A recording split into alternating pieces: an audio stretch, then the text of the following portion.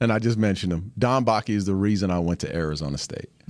Period. Point blank. And I owe. This guy I think he's out of Pottstown, Pennsylvania. And if you saw Bakke, you would say, yes, he's from He's the he's the definition of Pottstown, Pennsylvania. But tough, little small Italian guy, rugged. I'm talking as rugged, and would walk into Maryville High. And Maryville High was not the. Maryville High was a very rough school. Culturally very different than Pottsville, Pennsylvania.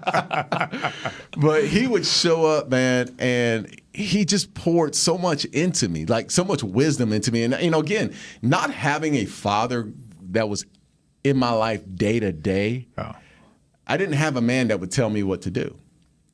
Hell, I was the man that was telling, I'm the one that was telling myself. My mother was there, but to have a man step in and say, hey, look, this is what you have to do. And I actually respected that man. That said a lot, man. Because there wasn't a lot of men that I actually respected at the time.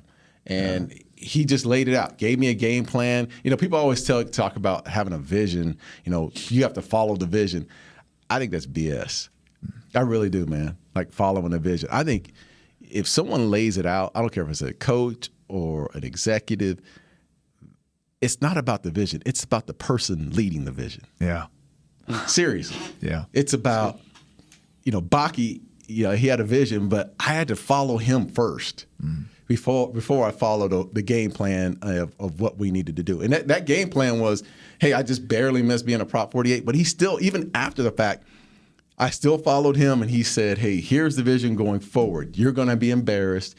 You're going to go through this process. You're still Darren Woodson. You're still a good football player. You're still a good student athlete. You're going to do the right thing. You got to sit out this year. You got to just trust me. Just believe in me. And I believed in him, man, and it panned out in the end.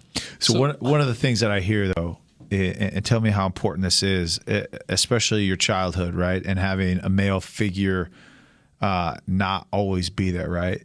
The importance of consistency, right, in all aspects of life, whether it's on the field, whether it's off the field, whether it's whatever that is, but consistency. And it sounds like that was the first male figure you had that was consistent there for you. Yeah.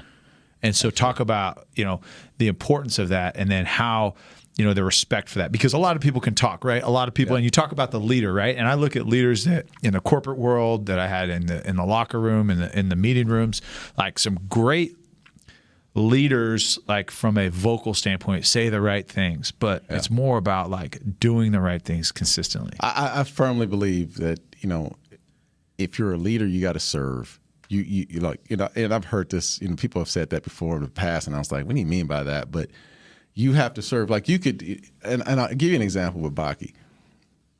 He would do the little things with me. He would show me by going through the process with me.